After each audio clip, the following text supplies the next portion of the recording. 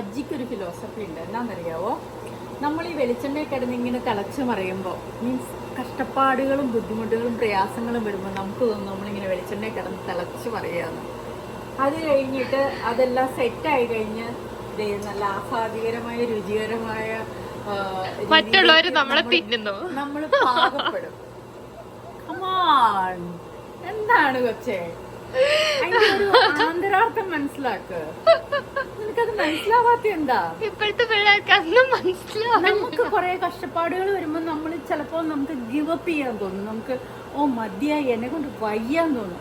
പക്ഷെ ഈ തിളച്ചുമറയത്തിലൊക്കെ കഴിഞ്ഞ് ഒരു കൂളിംഗ് എഫക്റ്റ് ഉണ്ടല്ലോ, ആ കഷ്ടപ്പാടുകളുടെ അവസാനം നമ്മൾ കാരണന്മാർ പറയില്ലേ, ഒരു കയറ്റത്തിന് ഒരു ഇറക്കം ഉണ്ടെന്നൊക്കെ പറയില്ലേ, എന്ന് പറയുന്ന പോലെ ജീവിതത്തിൽ എപ്പോഴും ഒരേപോലെയല്ല ജീവിതം പോണത്.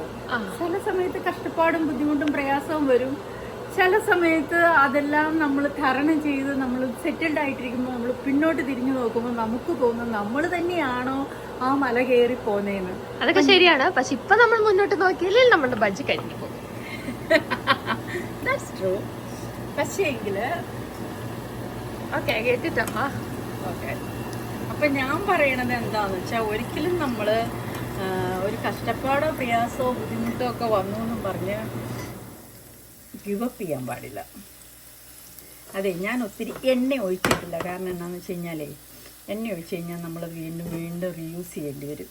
അപ്പം ഞാൻ ഇങ്ങനെ അങ്ങനെ ഇങ്ങനെയൊക്കെ തിരിച്ചും മറിച്ചു വിട്ട് അവനെ ഒപ്പിച്ചെടുക്കാറാണ് പതിവ്.